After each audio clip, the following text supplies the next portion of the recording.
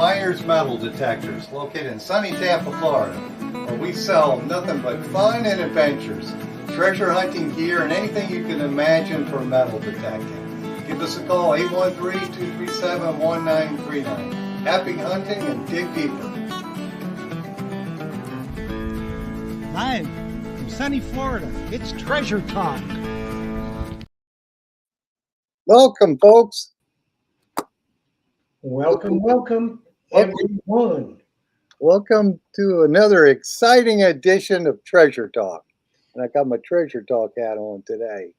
Yeah, he found it in his truck. I got in my truck.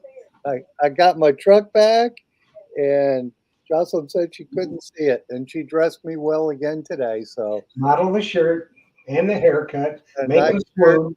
A nice haircut to boot. So show the shirt, make them swoon. There you go. So the weather's starting to change a little bit. I caught a couple of friends of mine out metal detecting off the street. I was driving by, and there they were on the side of the road metal detecting on a big lot. So, well, you know who you miss? You miss old Bob going along the road in the curb strips. Yes, Bob. Yes, he's up there, and I think in Tennessee now. I think so. Yeah. Yeah, but yeah, I would always spot him doing the curb strips in my neighborhood. There he is, just going to town with his. He used both the Naka Legend, it was a Legend, I think, with the vibration handle, because Bob's that was the Simplex he had. Simplex, that's right, Simplex. He didn't have the Legend yet. Right. So, Simplex, and he would use also Garrett AT Pro, and just have his headphones as loud as they go. And I think he felt some vibration because he couldn't hear, but he could. He is a heck of a hunter for sure. He finds a lot of stuff. I think it's probably time we got to do our housekeeping. Oh, geez. Thanks, Jeff. I'm gabbing too much today. Of course, today's show is brought to you by your friends at Myers Metal Detectors, which you can see the shop around me, where we sell fun and adventure. And of course, the views, thoughts, and opinions expressed here by the Treasure Talk guests and members belong solely to the guest and member, and not necessarily to Phil Myers, Jocelyn Myers, Myers Metal Detectors, or Jeff Bonin.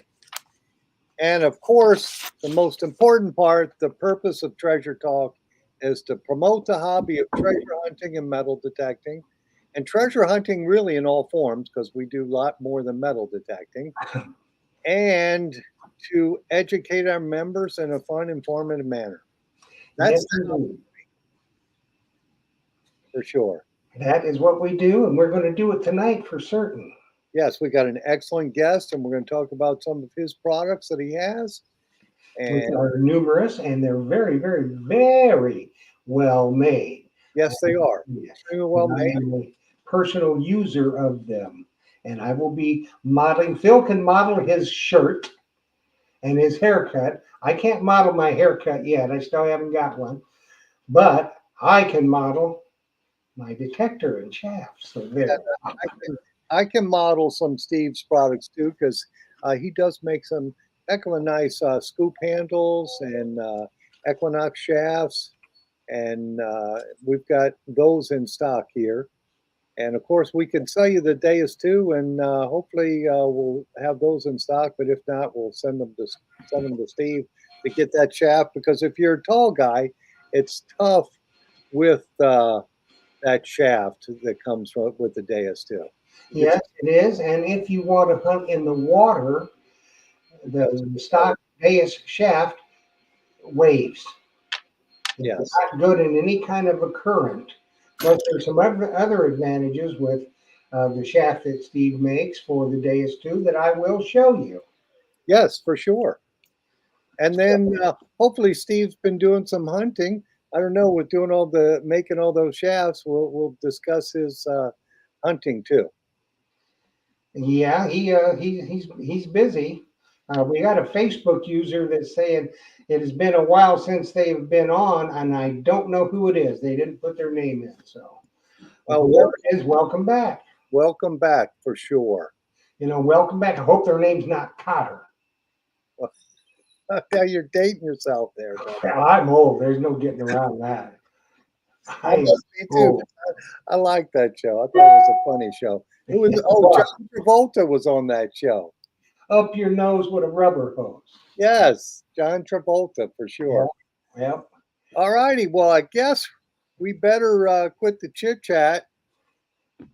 yep, and bring our guy on Yes, for sure. because he has got shafts to build and all kinds of stuff to do.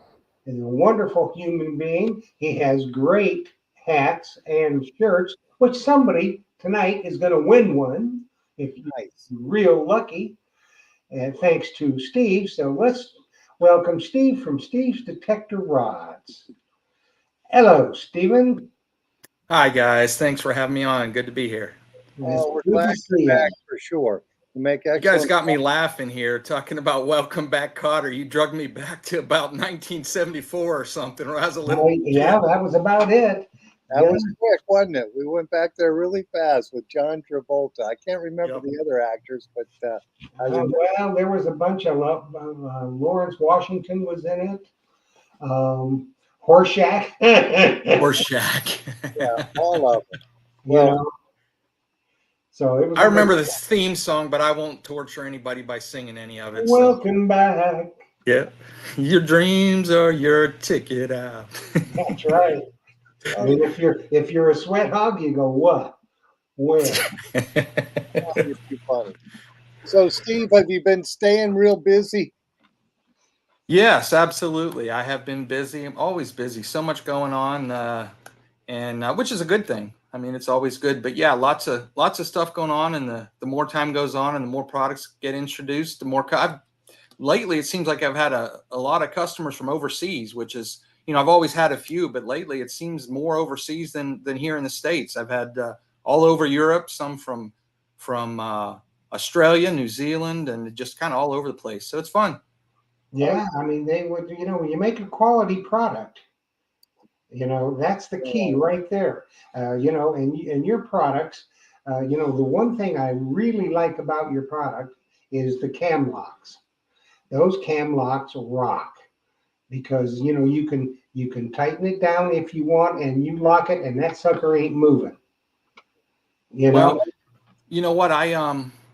When I first built the first shaft I built that required a cam lock, which was the Equinox shaft, I remember that there's nothing I have done since then that I spent more time on than the cam lock. I think the cam lock is the foundation of a shaft. I mean, if you don't have a good cam lock, your shaft isn't going to work. And I realized that. And I cannot tell you, I think I looked at every single cam lock that has ever been made for any application, trying to draw inspiration from, what would work the best Hmm. in this application, what's going to be strong, adjustable, easy to use, not going to slip, not going to, and it was really a focus to finally land on what I thought was the right design. So it's really important. I'm glad that you mentioned it. I'm glad it works for everybody.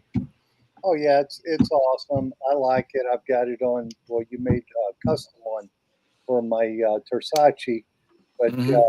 my customers who bought these just love the cam lock system, and it's super lightweight but super strong. So I know the 600 and 800, believe it or not, are still in production. They're still making them every day. So I know we're going to sell more of those.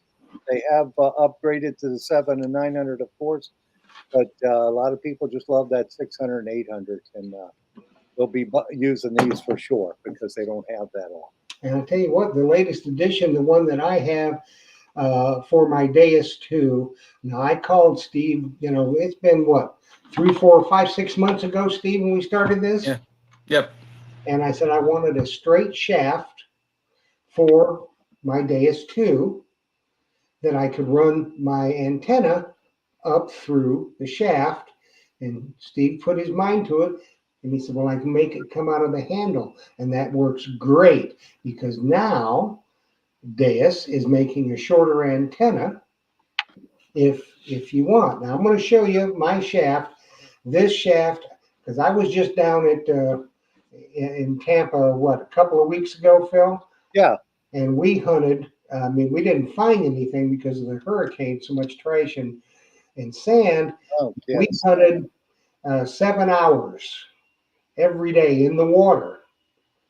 And I tell you what, this shaft is just, it's kills. It's outstanding. And I'm going to show you. I've got my 11-inch coil on. If you can see, there's the 11-inch coil. There's the cam lock. You know, right there, that's the great cam lock. This thing rocks. It is a 2-piece shaft. And you can see on the handle right there, you can see it. And let me turn it a little bit. I'm trying not to knock my microphone over, but you can see the back of it, how the unit sits on, and how the antenna comes up out of the handle.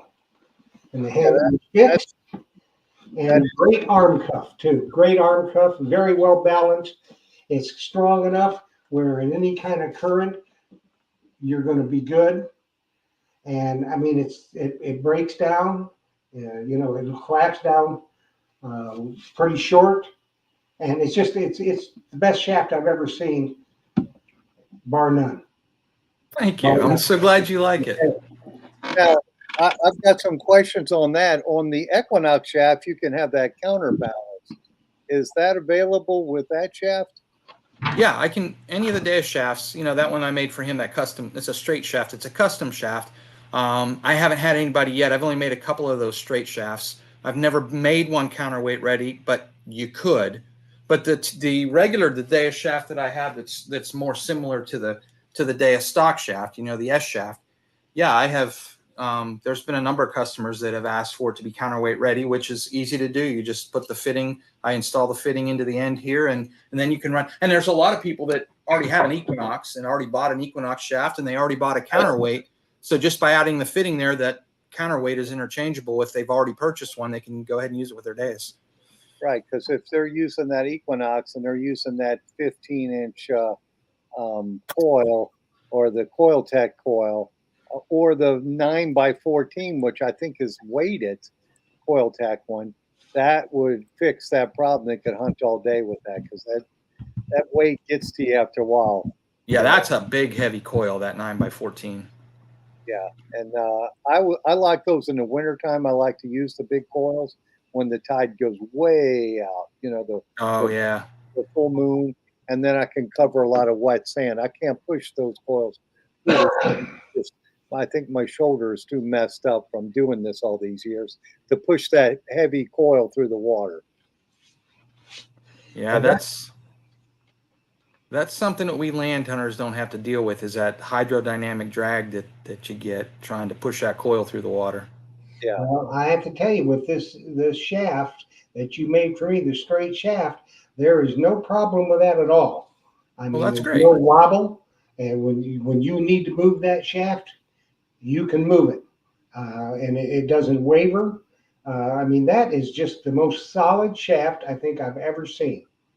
That's terrific. And you know, the thing about that is, you know, I don't swing a Deus myself, but the first time I picked one up when I was thinking about designing the shaft, that was one of the first things I noticed, is how flexible that lower rod is, especially if you have it extended out close to as long as it will go. When you're a taller hunter and you're extending that thing out, Yeah, I couldn't imagine how in the water that wouldn't just be flexing. It is. You know, every time you get hit by a wave. I mean, you got to get it out so far, even for me, and I'm short. I mean, Phil is, you know, he's a jolly green giant compared to me. And so I still had about this much of the shaft in there, you know, and it was still wavered. And I know it had to be bad for Phil and the taller guys, because and even on land, it wobbles all over the place.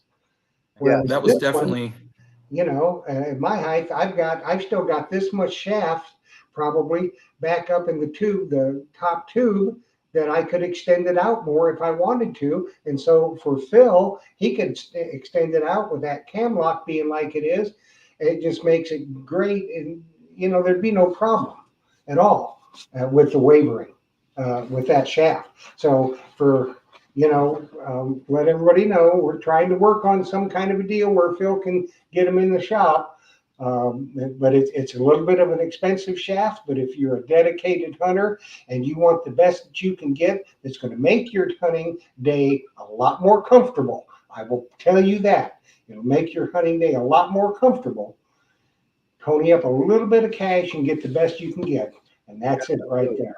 Well, they got a super detector, so you want to have a. I just can't believe Deus put that plastic lower rod on that flexes for the water or for tough guys. And to be honest, Deus, they weren't big water detectorists, so they didn't know. Wouldn't you agree with that, Jeff? It was Yeah. mostly relic hunters. Yeah, but they're really not, and so you look at all the other manufacturers that really are not water hunters. Garrett, for instance, sometimes their shafts are not good in the water. They're land hunters. Mine Lab, I think they copied Steve's shaft. Myself, from the Manicore and the other ones, the newer ones, I think they took a look at this, said, "Hey, this is the quill right here. We're going to copy it." Yes. If you compare them, they look very, very uniquely similar. That's it. That's it. Exactly. The Equinox shaft that Steve makes, it looks very similar to the, except for the teardrop washer on the bottom. It does look very similar to the other manufacturer for sure. So, Steve, you said you didn't use the Deus 2. So, what do you hunt with? At this point, I'm trying to make that transition over from an Equinox 800 over to the Manicore, and Okay. it's I haven't got enough hours on it yet to make any definitive. I've had it since February, March, something like that, but I've been so busy, and the other problem here is that we've had such a hot summer and such a dry summer that our ground is just rock hard. We've just been within the last week to 10 days, we've started to get a little bit of rain. The temperatures have come down a little. So it'll get better here shortly, but it has been so hot and dry. I haven't gotten the hours on it between the weather and how busy I've been to really, get that feel for it. Where when I would take the Equinox out, it was to the point where I had used it for so many years, it was pretty easy to have a good idea what was under your coil. Right. And with that Manicore, it's a different machine. It's not just a souped up Equinox. It's a different machine, and it's taken a while for me to try to learn some of its quirks. Matter of fact, I took my annual trip back home with my family to visit the rest of my family that lives back in Pennsylvania, and I knew I would finally have a break, some time to get out and hunt, and cooler weather, softer ground. And after the first hunt or two up there, I remember saying, you know what? I'm not sure I'm not just going to go back to the Equinox. This is, I put in a lot of hours there and thought, this is just difficult. I'm not meshing with the language. But with that said, by the end of the vacation, I had started to develop a little bit of comfort with it, a little more understanding of what it was trying to say. And I actually I think I got a message from the detecting gods telling me you don't want to switch, because one of the funny thing is I had a customer that while I was there had sent me a message, said, "How you doing on your trip?" or whatever. And I said, "I've only been out a couple of times and I'm struggling with the Equinox." And he asked me what I was finding. He said, "If you're back in Pennsylvania, there's probably some old stuff." And I said, "Yeah, I usually find a few good old coins while I'm here." And I said, honestly, this year, what's been on my bucket list is to find a real. I haven't found one yet, and I'd love to find one, but no luck so far. It was 3 days later, I dug a half real at a church an old church that I know of, that I've hunted a number of times in the past with a number of different machines. But I managed to get a seated dime and a half real that day. And that was kind of I think the detecting god saying, stick with this with this Manicore. It's quite a machine, and it is. It's taken me a while to learn the language and kind of get in tune with it. So that's what I'm swinging mostly right now, is that Manicore. Okay.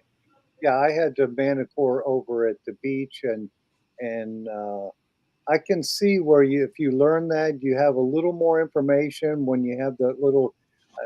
For the longest time, I thought it wouldn't be that important, but that little digital 2D image there can make a difference. I think we're not necessarily for beach hunters, but for relic hunters, that's going to have a big play. I see that as something that that technology, as that gets better, we're going to have better images, maybe larger. Yep. It's almost like you have to, detecting obviously is all about learning to connect what you're observing with what's actually in the ground. And with a machine that doesn't have those visual displays, maybe just has a number or whatever, we're trying to use our ears and hear the sounds that we're hearing. And then you dig up the target and see what it is, and you make those connections. Oh, that sound kind of means this. And over time, that's how you, obviously how you learn what's under your coil is, I've heard this sound before. I've heard this tendency before. But it's almost like on the Manicore, there's two things you have to learn. You have to make those connections audibly and say, okay, here's what a deep dime sounds like. Here's what a rusty nail sounds like. Okay, I'm starting to get this. Well, then you have the whole display to learn and say, what does a deep dime look like? How does it behave on this 2D screen? What does a deep rusty nail look like? How's it different from the dime? So it's almost like you've got two things there to learn, the audio and the visual. Yeah. It looks like we got a question from Jocelyn, just told me, from Finders Keepers. And he said, would Steve ever relocate to Pennsylvania to hunt with a fan? What part of PA is your family from? Western Pennsylvania, about 30 miles northwest of Pittsburgh is where I'm from, Beaver County. Okay. So yeah, I would love to relocate back there. Let me tell you, there's a lot more old stuff in the ground to find than there is here in Oklahoma. Okay. And the weather's a lot nicer too. Maybe not in January, but otherwise. Yes, and does your ground doesn't freeze in Oklahoma, does it? You know what? The thing about Oklahoma is we can get cold weather, but when we do, it lasts 3, 4, 5 days most of the time, and then you're back in the 50s and 60s. It's just short-lived. You never get locked into where. Matter of fact, you know, growing up in Pennsylvania, one of my hobbies was ice hockey, and so the big thing was always we're waiting until the ponds freeze over with 3.5 to 4 inches of ice, which is kind of the minimum before you can go out and skate.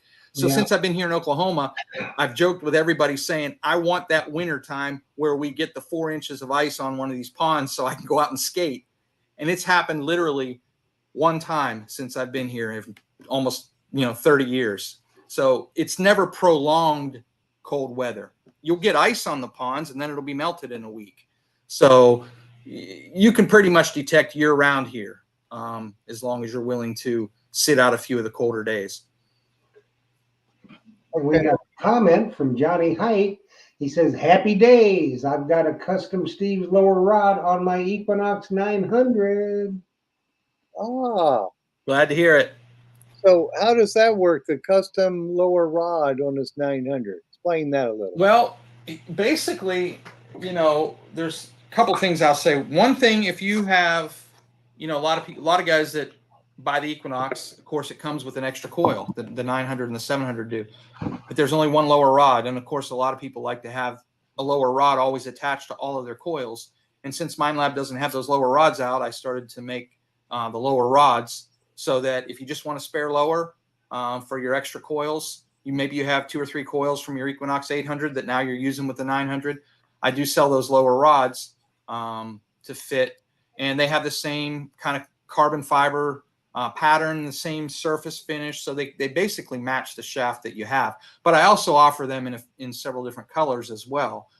But the other thing that I can do is, if your goal not only is to have an extra lower rod or two for extra coils, but if you actually want to add some color to your shaft, I actually can do a 2-piece which connects to the upper shaft of the Equinox, but it consists of a middle and a lower, and that way it allows you, if you want to add color, you can put a colored middle and lower shaft on and attach it to the MindLab upper, and that works just fine. So you kind of have the option, just the lower rod in a couple of different colors, or you can do a 2-piece, a middle and a lower, and like I said, add a little bit of flash or color to it if that's what you want to do. So yeah, the colors are. Or what you could do is you could, instead of having the copy, you can just have Steve build you a whole shaft in the color you want and take your pod and put it on that shaft and have the original with the counterbalance if you need it. The only issue with the 800, with the 900, go ahead, Phil. I was just showing the blue because Johnny. Oh yeah, that's the blue one. I was showing the red one. Johnny Hyde said I'm reading the stream that he has the blue one. Okay. So you can make those extra lower rods. Now, are they the same lower rod that's on these here, or is that different? They are the same, except they're smaller. Because the Equinox 900 shaft is a 3-piece, the upper shaft is the same size as the upper shaft that you have.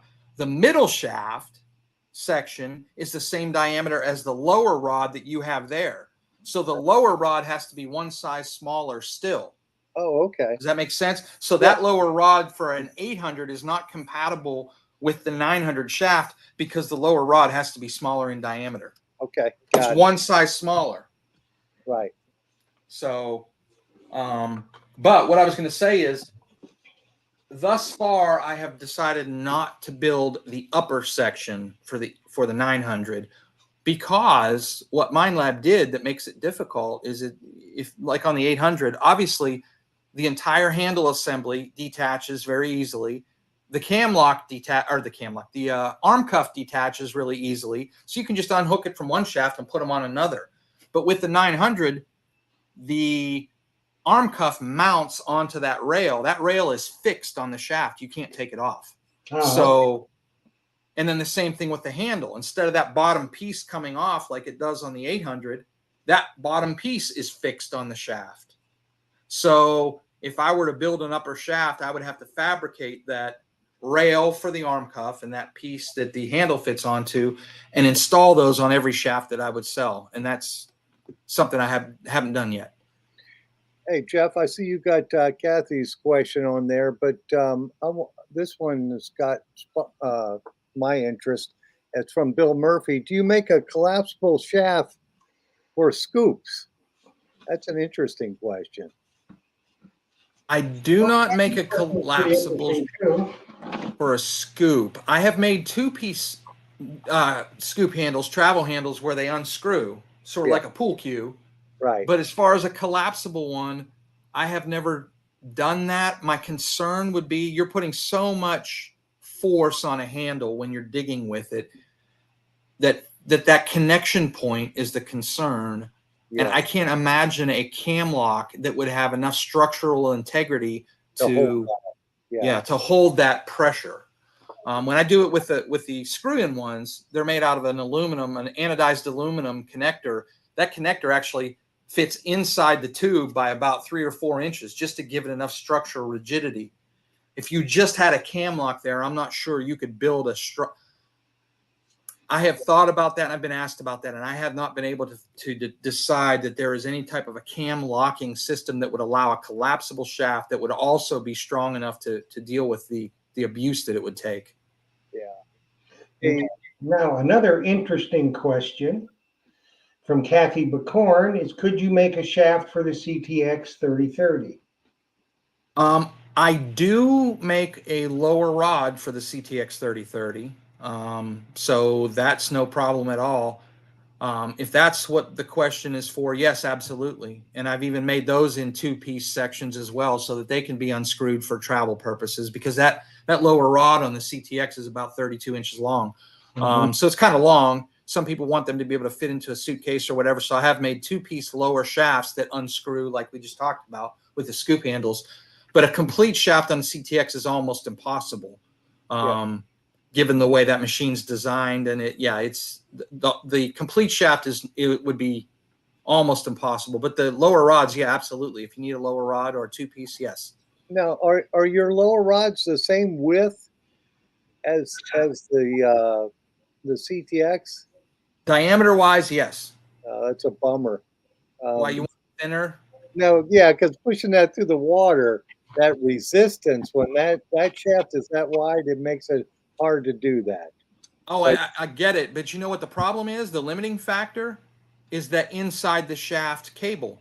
Right. You know, you've got that connector that screws in. You have to keep the inner diameter of the shaft large enough so that connector will fit through. Yes. So if I were to make, let's say, a 2-piece lower where the lower section would be skinnier, you wouldn't be able to fit that connector through the shaft. So you're kind of limited there.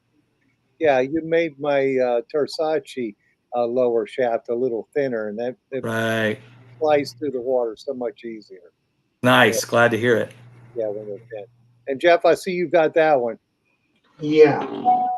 Double G Diggs wants a close-up of, you got it there, Steve, for the days too? This is, let me say this.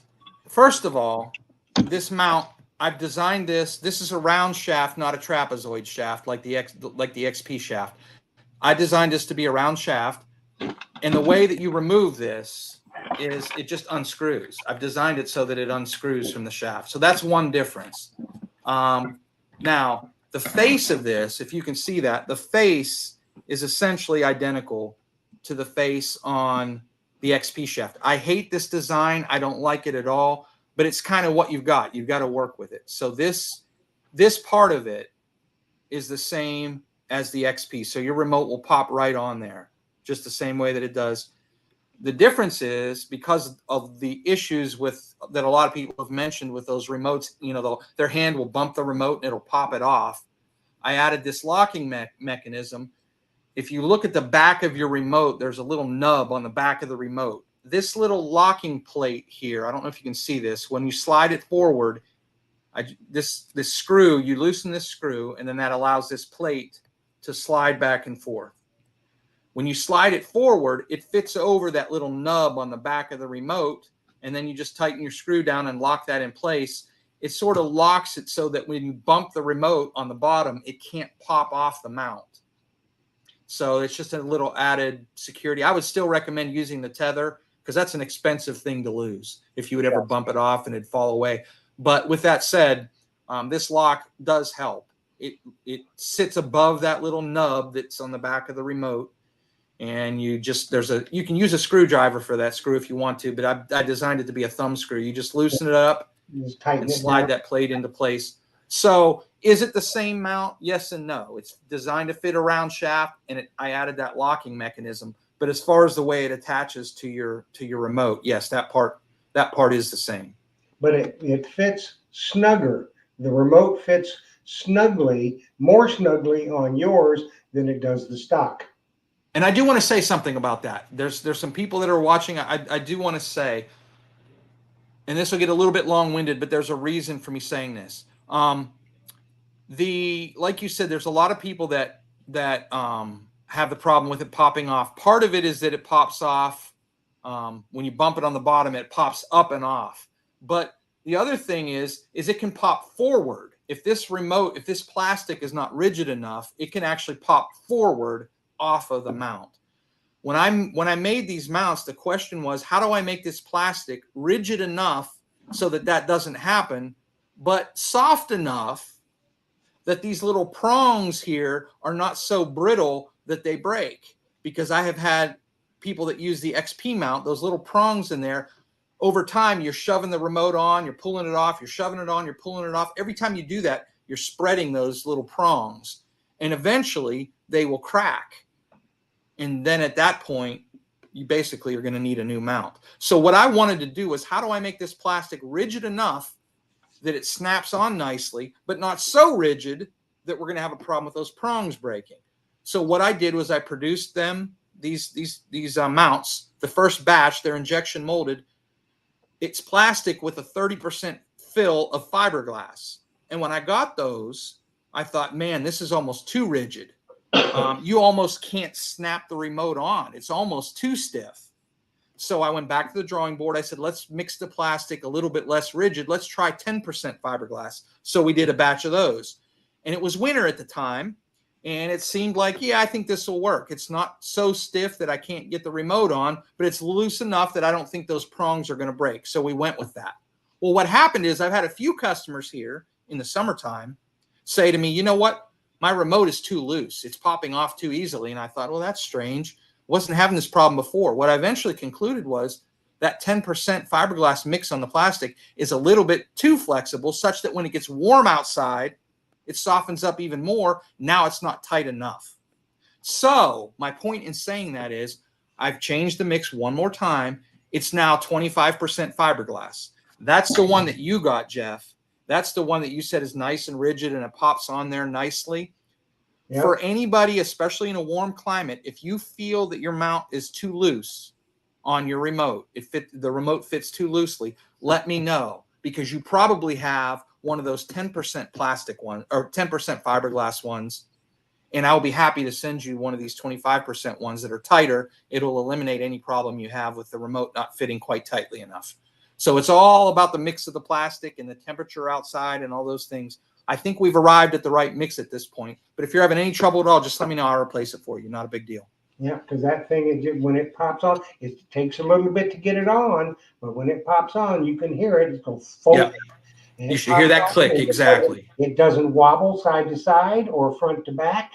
Then you tighten your little thumb screw back there with your little thing. And I tell you what, now mine was in the back of the car, in and out, in and out, in and out, in the water, floating around and all kinds of stuff, getting whacked by the scoop and everything. And it's secure. So Super. Glad to hear it. is the quill. Now it's time for a word from our sponsor. Awesome. Let's have a word. Detectors. I'm going to show you some of Steve's Detector Rods products that we stock here in the store. You got an Equinox 600 and 800. You need this product.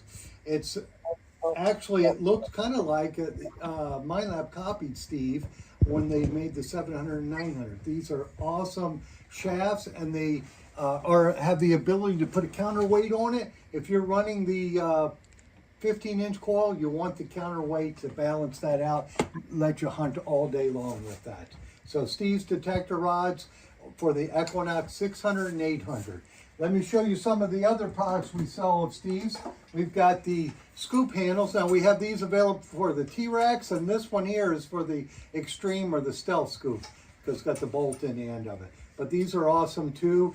I've never broke a carbon fiber handle, but I have broke plenty of wood handles. Anyway, Phil Myers Metal Detectors. If we don't have it, you don't need it. So we've got them in stock and we can ship them out to you fast. Happy hunting and dig deeper. There we go. How about that, Jeff? Nice. That's right. That's right. And we got a question for Stever. It's from Crystal Genzer. She says, "Hey, I have a Steve's Detector rod on my Knox. I like it, but it fills with water and holds it unless I turn the detector upside down. Is it okay to drill a hole in the bottom?"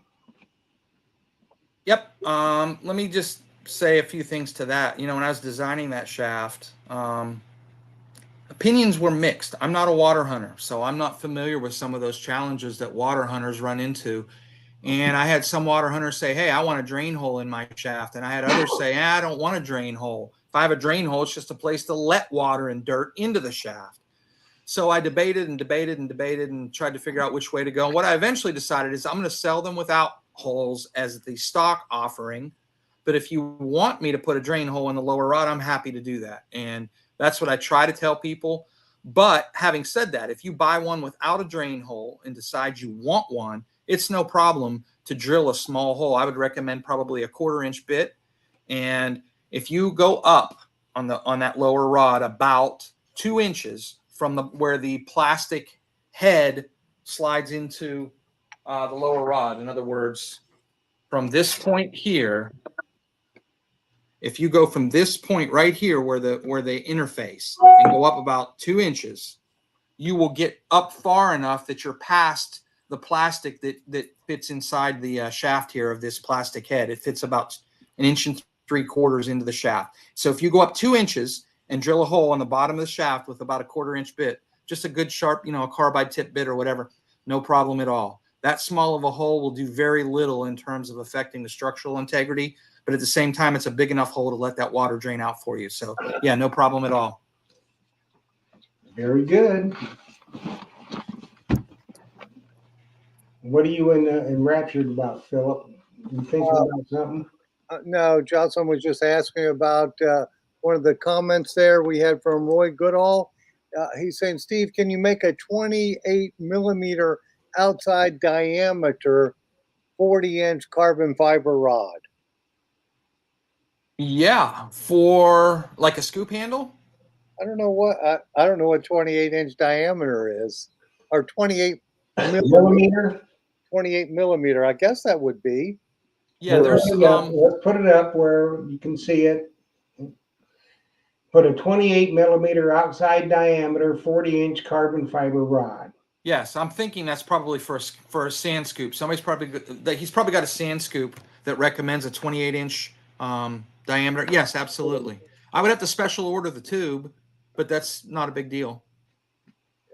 Okay, It would Roy, take probably 4 to 6 weeks. you have? What's that? I'm asking Roy to tell us what kind of scoop he has. Maybe a CKG. Could be CKG. That's what we want to know. And then I got another comment here. This one's from Johnny Hyatt. I guess that says Hyatt.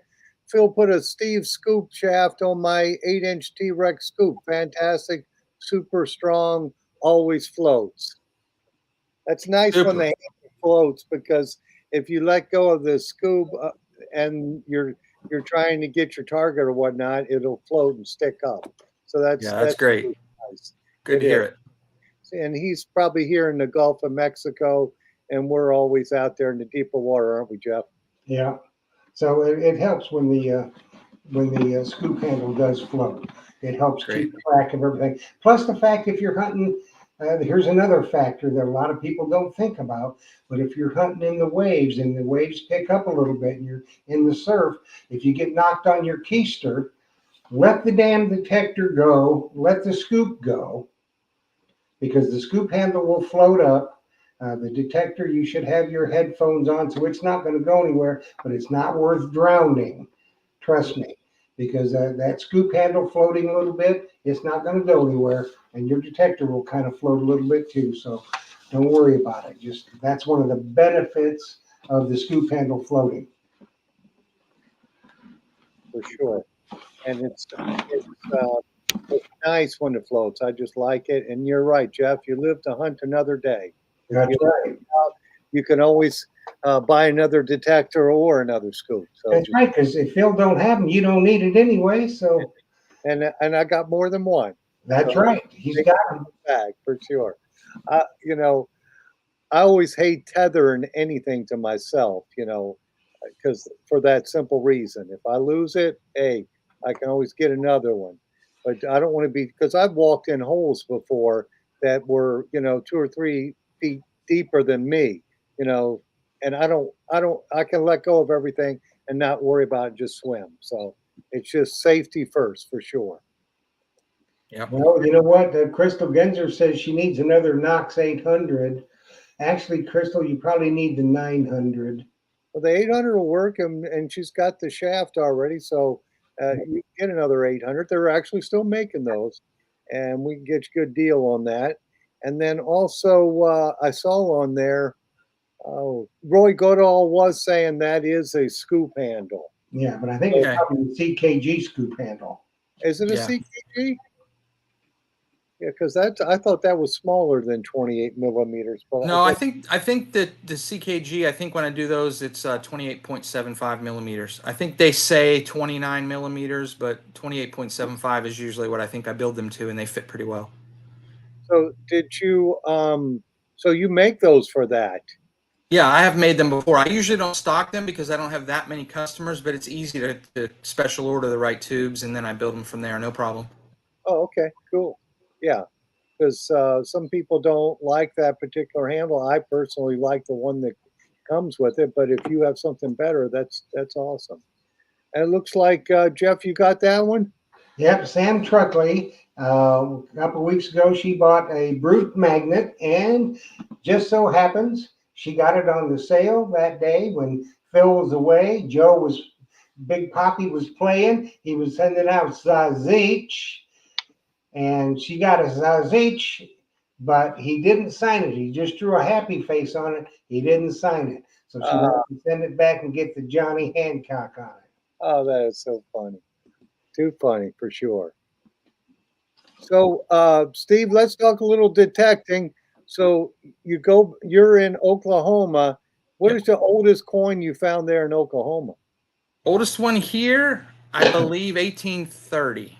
I found strangely on a farm. It's actually a French coin. It was a French 5 franc coin, about the size of a silver dollar, but it was dated 1830. Um, Nice. Surprised me. Wasn't expecting that. Wasn't very deep either. Yeah. Well, the thing of it is, though, Steve, out in Oklahoma in 1830, that was still the wilderness, big time. So the French trappers and explorers and all that, that's probably, where it came from. The ground freeze, water, uh, you know, rain and everything can bring that stuff up a little bit. That was the only thing I could conclude is it was one of those French trappers that was through here. There was a trading post. A Frenchman by the name of Choteau that had a trading post not too far from here. So, that activity was going on. So that was the only thing I could conclude. So you never know. You never Know. know. Of course, it could You have been, never know. some kid got grandpa's coin collection when grandpa kicked and he's out trying to spend it and he lost it too. You never know. It. That's the other possibility. Yep. And just like the one time Mumbles Man and I were down in Daytona Beach and he finds a V-nickel on the beach and it wasn't very deep. So, you just never know. That's kind of it, huh? With this hobby, you just never know. Yeah, the next target could be the gold coin, right? Yep. Not for me. Have you found a gold coin, Steve? No, I have not. That's probably the top of the bucket list is a gold coin. I would love to find one. Well, you're in good company. We'd all love to find one too, right, Jeff? Yes, right. Now, Steve, if you're anywhere near a Jaguar automobile, check the seats. That's where you find exactly. Well, I had found one for my customer. I did Is that find right? Yeah, the guy came in, was buying a detector, and he brought a small gold coin in. I think it was a $5 eagle or quarter eagle, whatever it was, and he was testing on the Equinox detector, and of course it sounded off, and then he goes home. He buys a detector, goes home, and says, "Did I leave my gold coin there?" I said, "No, you didn't, or I would have called you about it." Anyway, he came back the next day to look in the shop and look in the parking lot. I said, "Well, open your car up," because he had this older Jaguar. And I looked in there. I'm looking in between the seats.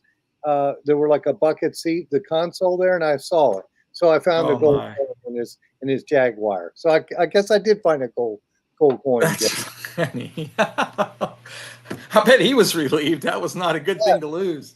No, it wasn't. And then I guess I should say this: Jocelyn actually found a gold coin at a White's seated hunt years ago. Oh wow! She found a gold coin, and I was so, she got it, Well, you got outstanding. Yeah, so I did get the gold coin, but I was just I wanted to find it myself, but whatever. Understood. For sure. So Jeff, you got the banner up. That's right. We're going to do a giveaway. We're giving away tonight a fantastic Steve's Detector Rod hat and T-shirt. Nice. And I couldn't find my T-shirt or I'd have worn it, but it's a great T-shirt. It's a gray one. Steve's Detector Rod's on it. And Steve was nice enough to provide that. So, as always, if you are watching and you are not a member of Treasure Talk, either Facebook or YouTube, you need to do that because that's the only way you're going to be eligible to win. You can join on Facebook or you can join on YouTube. If you want to join on YouTube, all you need to do is hit the subscribe button, ring that little bell. When the drop-down box comes, you ask for all notifications. Then what you do is you send an email to treasuretalkshow@gmail.com telling me you are a new subscriber and a new member. That way I can go and check and be sure everything is okay. So then what you do when I put up a video, which is generally every Tuesday for our next week's giveaway, you enter the phrase that I put up there, and I put everything in my random name picker from YouTube and from Facebook, and I draw the winners. Now, the winner criteria is number one, you have to be a member. Number two, you have to be tuned in to win. Because when I call your name, and only if I call your name, you must text me within 3 minutes with your name and you are here. My phone number is on the screen. Remember, your name and you are here. So what you will win tonight is a fantastic Steve's cap and T-shirt. And you get your fingers ready because you are going to hear your name. Hopefully, the phrase you had to use to enter for tonight's giveaway is Steve's Detector Rides. The future is yours. So, Shayla Walker Stewart, if you are watching, you have won a cap and a T-shirt. You got 3 minutes to text me with your name and you're here. And like Jeff said, put your name there because when you put "I'm here," we don't know who "I'm here" is. So make sure You sure don't. on there because it's always funny when they do that. Yes. So anyway, let's get back to talking about treasure hunting. Did you get the person already, Jeff? What'd say, Phil? Was that the winner? That is it. Boy, that was fast. Yep, she's smart. They're really on the ball tonight. Yes. All right. So let's talk some treasure hunting. How Yeah. often how often do you get to go? Well, not as much as I'd like. I don't think I've been out at all in the last probably 6 weeks, again, because of the weather here. It has just been so hot and so dry.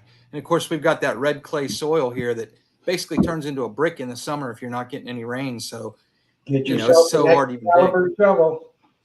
What's that? Oh, Get yeah. yourself an Excalibur shovel. Yeah, but still, Nice. it makes it hard when it's like concrete, when it's bricks. I can Yep. understand waiting until it gets a little moist, get some rain. Yep. So I've got a spot in mind that here it's just about time. Now that we've got a little bit of rain starting to cool down, I've got a spot in mind that I'm going to head out to. I've done well there the last couple of times I've gone, so looking forward to it.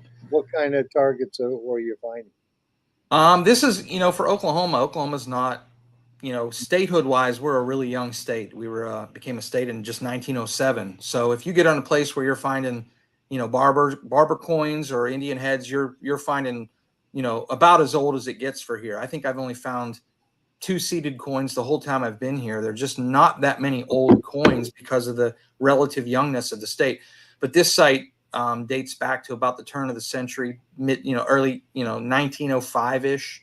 And it's an old place. It sort of ceased existence about the Depression.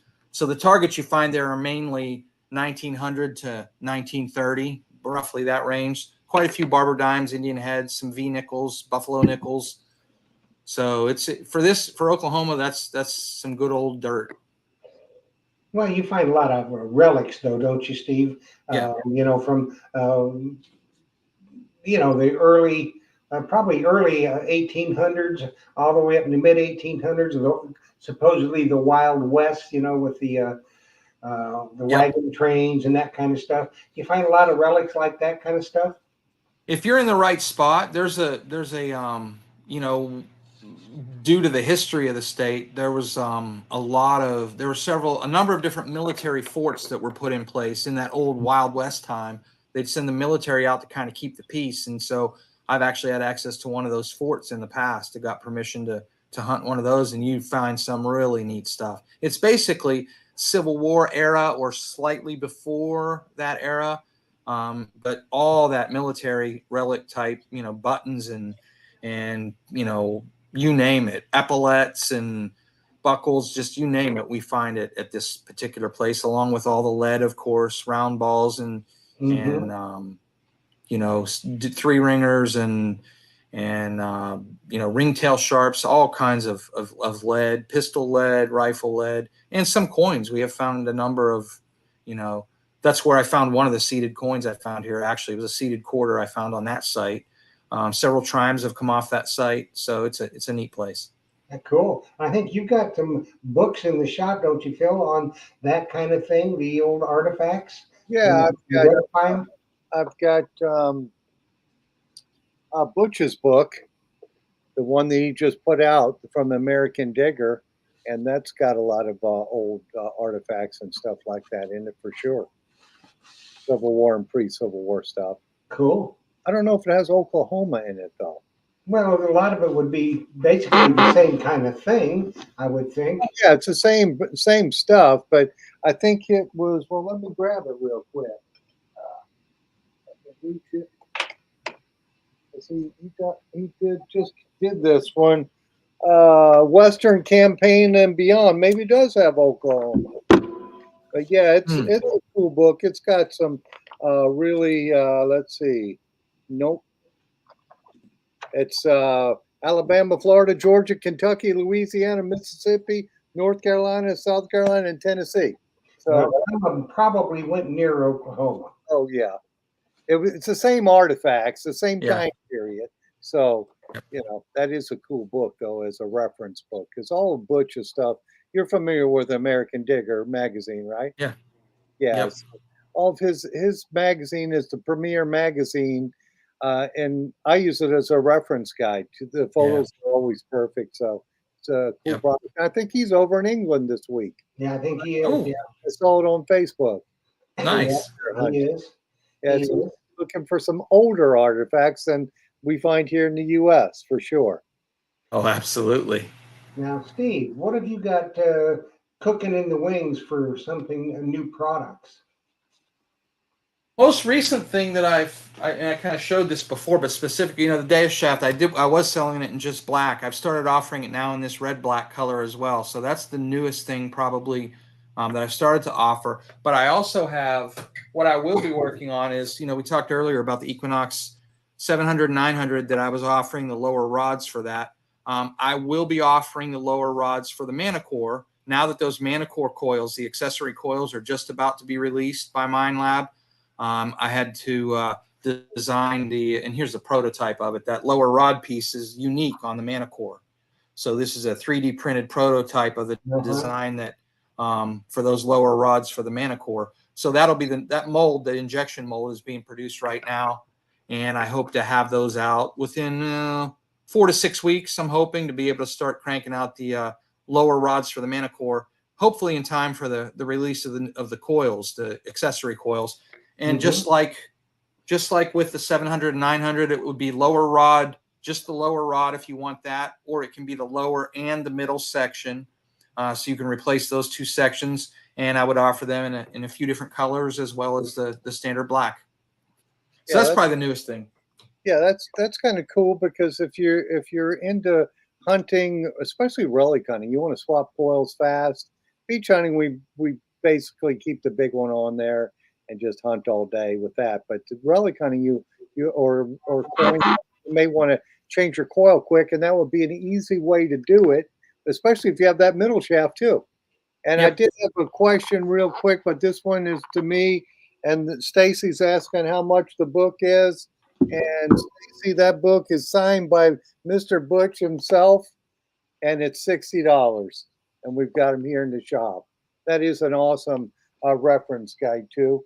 I tried to get the books that were signed by both Butch and Charles Harris, but Charles Harris had passed away, and those left real quick. People bought those up.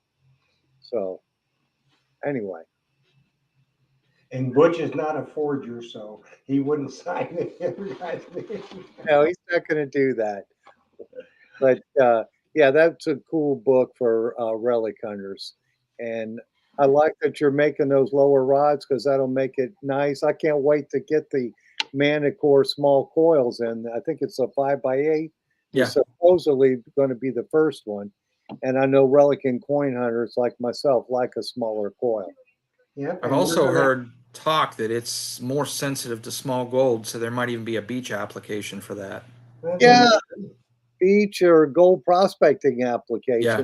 sure, for that. We're going to find out what's happening with Coil Tech because Trevor's going to be on in a couple of weeks. And I'm sure he'll be making some Coil Tech coils for the Manticore. Yeah, he alluded to that, so we'll see what sizes he's going to make for the Manticore. Yeah. Excellent. The Coil Tech coils are really nice coils. Yeah. Yes.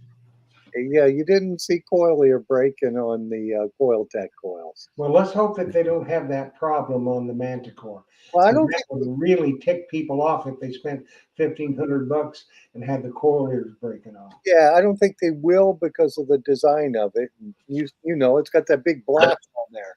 It's the Yeah. opposite. So if anything broke, it would actually be the coil shaft, and Yep. you just have to replace a shaft. Yeah, it would be most likely one of the ears here on the lower rod, and that's a less expensive thing to replace than the coil. For sure. And Jeff, look at time it is, my friend. Our hour is gone, and that hour went quick. So Yes, I wanted to say thank you, Steve, for coming on here and sharing your wisdom with our members here on the show. And thank you for the fine quality products that you produce. Thank you, Jeff. Thank you, Jocelyn. And I have to thank Jocelyn for doing my camera work for my commercial today because Big Poppy was over in Disney. And Big Poppy was over hawking Sazich at Disneyland, yeah, wasn't he he? was over at Disney with his daughter, so Jocelyn had to do the camera work. So thank you, Did Jocelyn. good. She did good. Now she's got to do another one for next week. Yes, for sure. We got to do that. I'll do that Saturday. So, Yeah. Steve, thanks again, buddy. Appreciate you Hey, coming. thank you guys for having me. Enjoyed it as always. Thanks, Steve, and we'll get you back probably along around February or March. That'll give a chance to get your new stuff ready, and you can update everybody on what's happening at Steve's Detector Rods. Sounds good. Thank you guys. All righty. Thanks, Steve. Thanks, Phil. Thanks, Jocelyn. Everybody, join us next week where we will have Detector Pro. Carter's going to be here from Detector Pro, and we're going to have some special testimonials from some of y'all on Detector Pro products. So join us next week, 7 p.m. Eastern Standard Time. I'll get the giveaway out tomorrow, so look for that. And everybody, thanks for watching. As always, if Phil doesn't have it in stock, you don't need it. Happy hunting and dig deeper. For sure.